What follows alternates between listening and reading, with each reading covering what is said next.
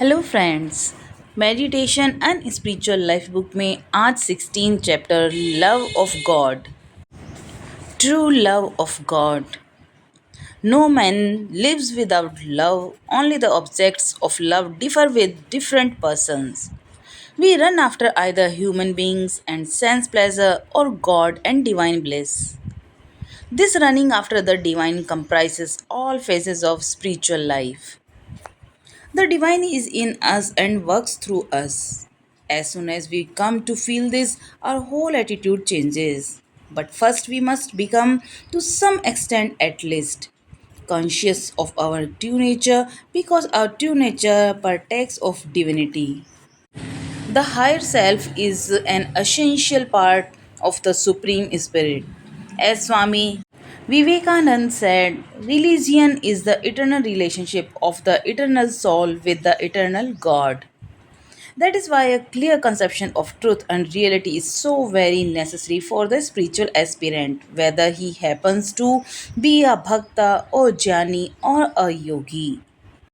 Love for God is not blind, as love for man and woman is.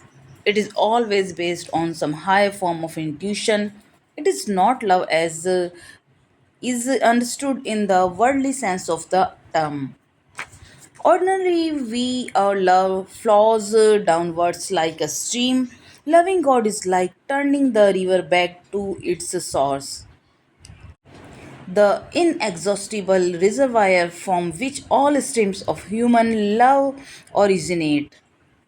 To the extent we become pure in mind, we come to know of our true high nature and come in touch with the divine dwelling within us. In order to achieve this, we should go beyond our lower nature. The seeker of knowledge, Jnani, wants to control his mind by an effort of will. The Bhakta or the lover of God centers all his feelings on God.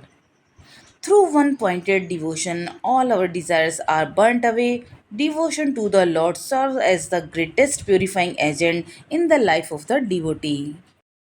आज 16 chapter में जो topic है वह है ईश्वर का सच्चा प्रेम। कोई भी मनुष्य प्रेम के बिना नहीं रहता। वे प्रेम की वस्तुएं अलग अलग व्यक्तियों के लिए भिन्न भिन्न होती है। हम या तो मनुष्य और इंद्रिय सुखों के पीछे भागते हैं या ईश्वरीय या देवी आनंद के पीछे। ईश्वर के पीछे की ये दौड़ आध्यात्मिक जीवन के सभी चरणों का समावेश करती है। ईश्वर हमारे भीतर है और हमारे माध्यम से कार्य करता है। जैसे ही हम ये अनुभव करते हैं, हमारा पूरा दृष्टिकोण बदल जाता है। लेकिन पहले हम कम से कम कुछ हद तक अपना वास्तविक स्वरूप के प्रति सचेत रहना होगा, क्योंकि हमारा वास्तविक स्वरूप दिव्यता का अंश है। उच्चतर आत्मा परम आत्मा का एक अनिवार्य अंग है।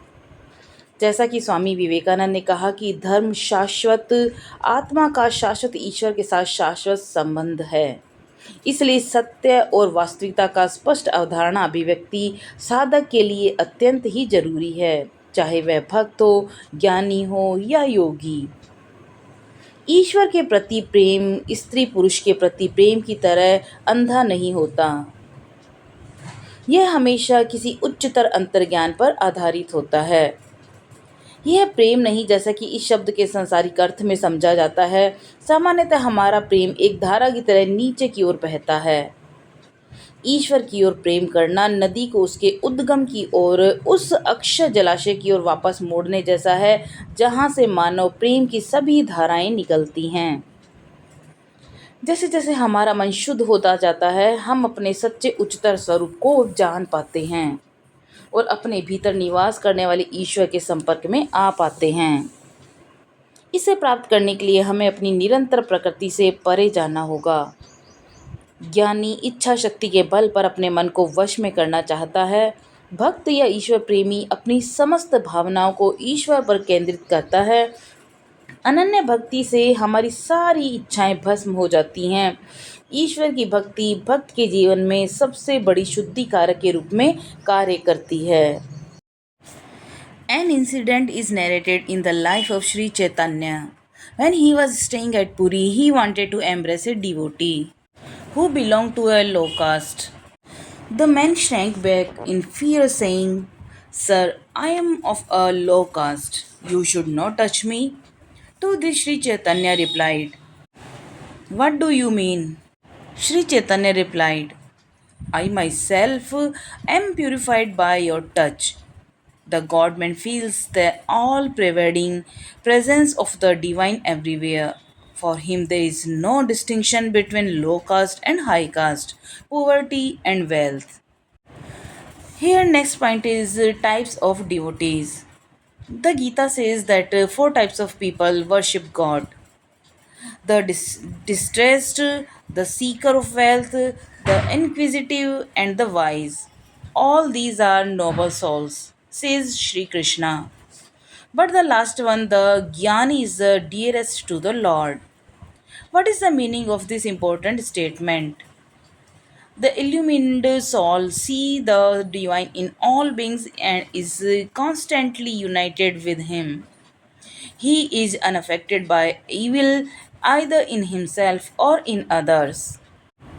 तो यहाँ पर एक घटना श्री चैतन्य प्रभु के जीवन के साथ जुड़ी हुई है, जिसमें कि वे पुरी में ठहरे हुए होते हैं और वहाँ पर अपने एक डिवोटी के साथ जो लो कास्ट के हैं उसको अपना गले लगाना चाहते हैं।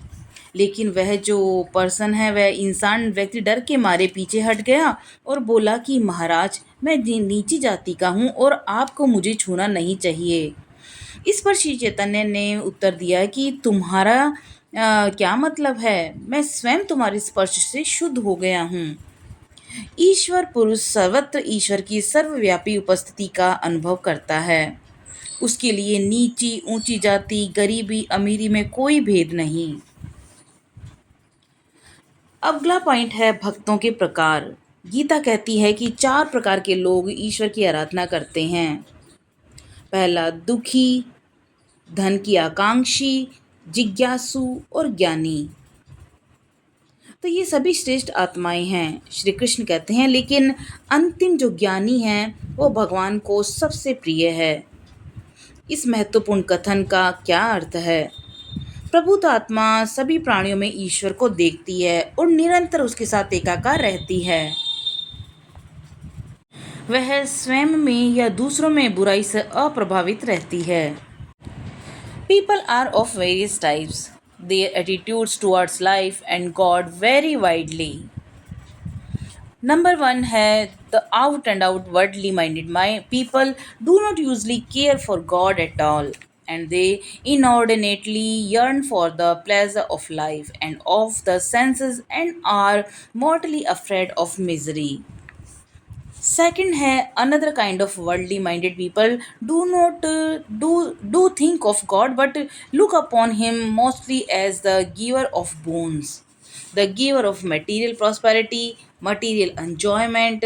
They too have a great hankering by pleasures and are afraid of the misery of life. Third point है some partially worldly minded and partially spiritual minded persons cling greatly to worldly pleasure even as they worship God and try to consider even the unpleasant as pleasant, although they feel miserable at the same time. And fourth point has some matter of fact souls without caring of God take the happiness and miseries of life as inevitable and try to take things as they are. Fifth point has some spiritual minded people take both happiness and misery of life calmly as the consequences of their action, good and bad, and try to live their lives as well as they can. Sixth point है others take everything as the gift of God and try to remain unaffected and contented as far as possible while they strive for the path of virtue and duty to the best of their ability. 7 point है others take happiness and misery as inseparable opposites in worldly existence and not always as rewards and punishments for their action. They try to live a life of non attachment, purity, spiritual practice, duty, and selfless service, and try to attain to the divine, which is beyond all relative good and evil. In worldly happiness as in worldly misery, they remain balanced and strive to their utmost to live the higher life, refusing to be disturbed and diverted by the opposites. In one kind of love, the lover think of his or her happiness alone. In another type, there is the spirit of give and take. The lovers think of mutual happiness. There is a third type of which the lover does not think of his own happiness at all, his whole mind being fixed on the happiness of the beloved. If in our love of God we do not find peace and joy, there is something wrong with that love. Pure love unmixed with worldly desire is sure to bring us great joy and fulfillment. The Lord often takes away things which we cling to so that we may attain pure unselfish love for Him.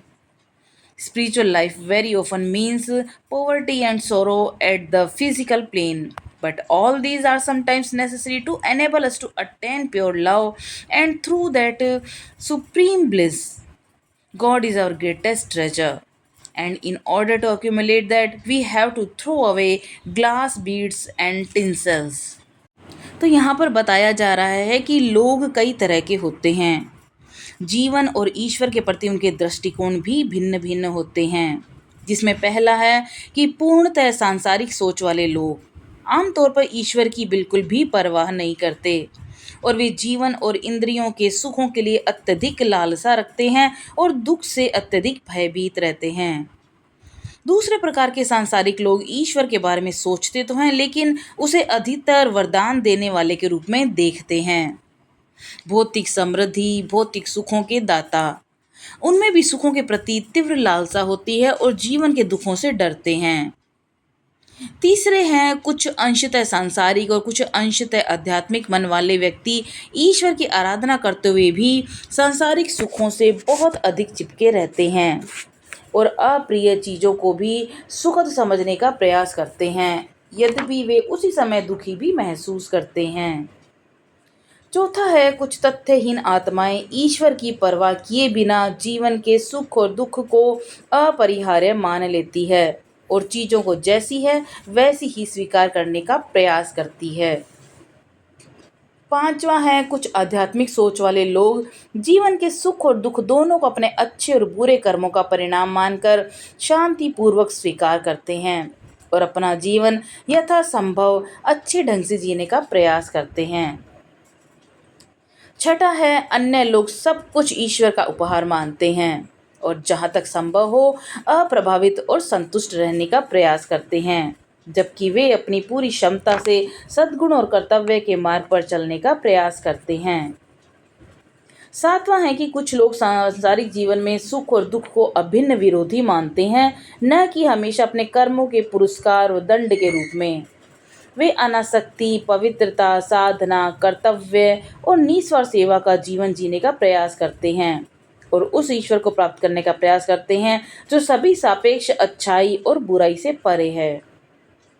सांसारिक सुख में सांसारिक दुख की तरह वे संतुलित रहते हैं और उच्चतर जीवन जीने के लिए भरसक प्रयास करते हैं। विपरीतताओं से विचलित और विचलित होने से इनकार करते हैं। एक प्रकार के प्रेम में प्रेमी केवल अपने सुख के बारे में सोचता है, दूसरे प्रकार के प्रेम में लेन और देन की भावना होती है और प्रेमी परस्पर सुख के बारे में सोचते हैं। एक तीसरा प्रकार ऐसा भी होता है जिसमें प्रेमी अपने सुख के बारे में बिल्कुल नहीं सोचता, उसका पूरा ध्यान प्रेमिका के सुख पर केंद्रित होता है। यदि ईश्वर के प्रति हमारे प्रेम में हमें शांति और आनंद नहीं मिलता तो उस प्रेम में कुछ गड़बड़ है। सांसारिक इच्छाओं से रहित शुद्ध प्रेम हमें निश्चित रूप से अपार आनंद और तृप्ति प्रदान करेगा। प्रभु अक्सर वे चीज़ें हमसे छीन लेते हैं जिनसे हम चिपके रहते हैं, ताकि हम उनके प्रति शुद्ध और निस्वार्थ प्रेम प्राप्त कर सकें। आध्यात्मिक जीवन का अर्थ अक्सर भौतिक स्तर पर गरीबी और दुख होता है, लेकिन कभी कभी ये सब हमें शुद्ध प्रेम और उसके माध्यम से परम आनंद प्राप्त करने में सक्षम बनाने में आवश्यक होते हैं। ईश्वर हमारा सबसे बड़ा खजाना है और उसे संचित करने के लिए हमें कांच के मोती और चमकीले चीज़ें फेंकनी होंगी। Next point is the godward turn. the ego asserts itself again and again. So, as Sri Ramakrishna says, make it the servant of the Lord. Desire and passion refuses to be controlled. Give a Godward turn to them, maintaining their intensity. Instead of yearning for the company of man and woman, yearn for union with the divine. Seeing him alone can satisfy the hunger of the soul. He alone can fill its void and give it permanent peace and joy. Instead of being angry with those standing in the way of your gross and subtle sense enjoyments, be angry with all the obstacles lying in the path of the divine.